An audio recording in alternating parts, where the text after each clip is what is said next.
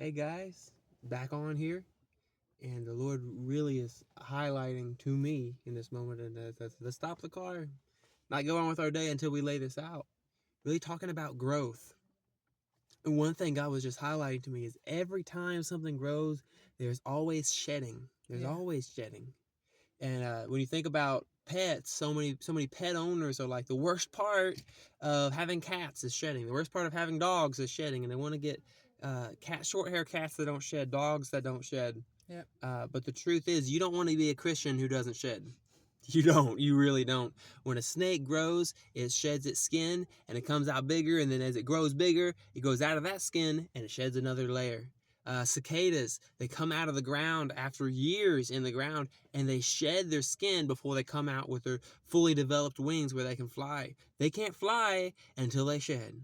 And when you look at trees, they shed their leaves every year. They don't keep those leaves. Right. Now, if you're living a Psalm 1 life, you're always supposed to have leaves and your leaves aren't supposed to wither. However, you're going to shed leaves and grow in new ones. Mm-hmm. And if you're not shedding, you're not growing. Mm-hmm. What has God cut off of you this week? What has God cut off of you this season? And if you can't name it, you're not growing like you're meant to be growing. Mm-hmm. And if we're not growing, we're dying. Yep. We need, in Him we live and move and have our being. And as we're living and moving and have our being, as you grow, there's going to be certain things that get shed off and cut off. Remember, John 15, Jesus said, I am the vine, you are the branches. Without me, you can do nothing. And He says that every branch that doesn't bear fruit is going to be plucked out. Yep. And every branch that does bear fruit, it will be pruned, meaning you're going to be losing some stuff. Yep. And if God's not chopping stuff off of you, you're not the fruitful branch that you're meant to be. Don't fool yourself. And this is twofold. If you're not getting trimmed, it's because you're not being fruitful, you're not submitted to the Lord. And if you are being trimmed, it's not because you're not fruitful. It's because He's bringing you to a greater level of fruitfulness. Don't get discouraged. Paul teaches, don't despise the chastening, the chastisement, and the discipline of the Lord, because whom the Lord loves, He chastises. Whom the Lord loves as a son, He disciplines. So get encouraged. If you're shedding, if things are being cut off, don't be upset and saying, well, God had to cut that off, so something's wrong with me. No, God cut it off because He cares, and He's bringing you to a next level. And your next level means you got to cut some old stuff off. He can't put the new habits in place without cutting out old habits. He can't put new mindset in place without cutting out old mindset. He can't put new habits, new mindset, and new works, good works that were prepared in Christ from the foundation of the world. You can't walk into those new works until you're cut off from some old dead works. Yep. So you just don't try to be a short hair Christian that doesn't shed. Yep. What anything to add on to that? I think one of the biggest things I'm hearing is I just had a conversation with a woman around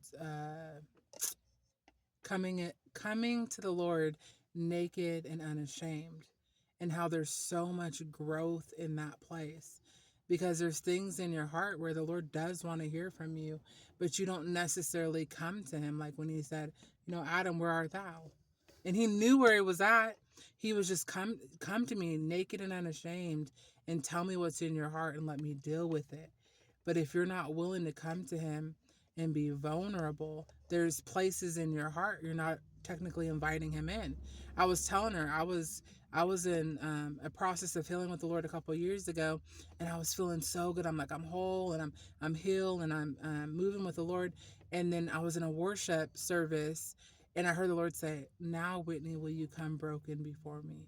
I was like, what? I just got whole with you, Lord. Anyways, it was another level of intimacy He was taking me into, but I had to shed certain things to come to Him naked and unafraid. And then He dealt with those things and allowed me to grow further into maturity and into the woman He desired me to be. Absolutely.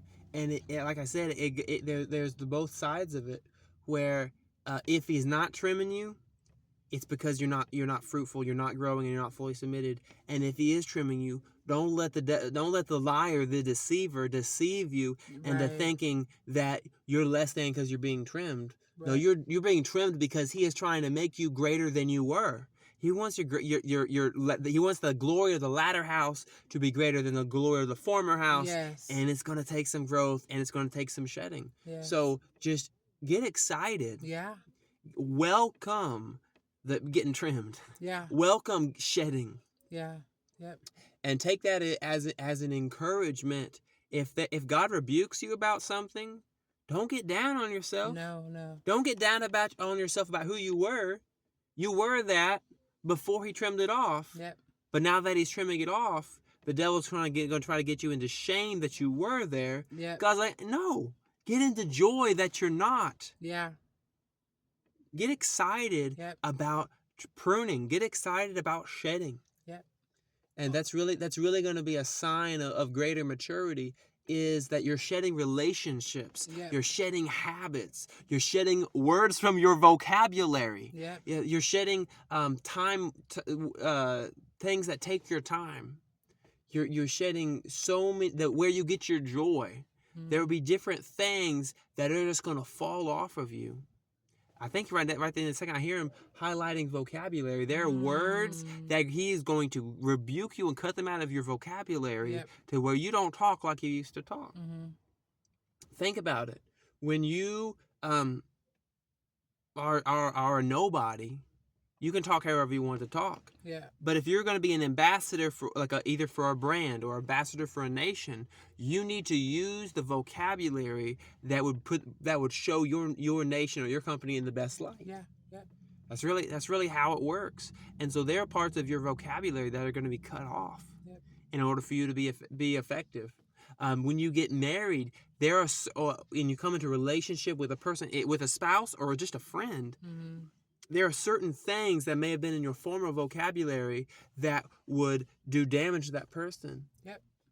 And for me, one of those things Whitney had to learn is it hurts when someone says whatever to me. The word whatever has a real negative connotation because it's how it's been used in my past. Yeah. And so it would seem like a nothing, and yet she honored that part of me by taking that from her vocabulary. Yeah. Out of kindness to me, and vice versa. Mm. There are those, but I'm just there are things in your vocabulary that you're gonna have to let go to. If you hold on to the things you're meant to shed, you're not gonna grow and you're not gonna be healthy. That's right. And just welcome the shedding process. Don't I keep hearing that thing that I'm hearing. It's gonna be an earworm for you. I promise you, this is going to be an earworm.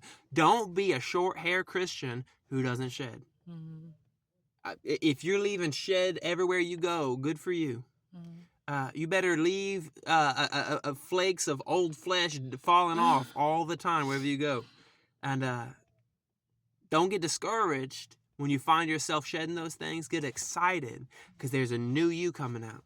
When we use the example of whether a dog or a goat or a cow, they would grow as you get toward the end of summer. They would grow in a winter coat, and it looks pretty good at first. But by the end of winter, they looking kind of mangy, and then it falls out, and they look sleek again, and it grows in a new coat. And every single year it falls out, and every single year it grows back more lustrous and more beautiful than before. There was this sheep. And I forget the exact breed it was, but it was a wool sheep in the land down under in Australia, and it might have been a merino, and it grew, or a baby doll. I think it was merino, and it grew in wool right every year. And the thing about these wool sheep is that they grow in their wool, and if it's not shorn, it ain't falling off. Hair sheep, it'll fall off. Dorper sheep, which are like a partial hair sheep, the wool will fall off every spring as you go into summer. And so they shed it on themselves. These wool sheep don't. So it grew year after year. And this one sheep got lost on the outback for 7 years. And when he was found, he had grown 7 years worth of wool, kept growing it, never shed, to the point he was skin and bones. He looked like this big old dirty rain cloud, could barely walk. He had I believe close to 100 pounds of wool on this sheep. His wool was more than half his body weight. Wow. It was a mess because he didn't get shorn. So thank God you have a shepherd to shear you, and get excited when he shears you. Don't get discouraged. Yep. Be encouraged by it and be excited for it. Yep. All right. We love you guys. We bless you guys. And we can't wait to get on here and encourage you again. Encouraging ourselves too, because we're going through the shed process and you'll never outgrow it. You'll never outgrow it. Amen.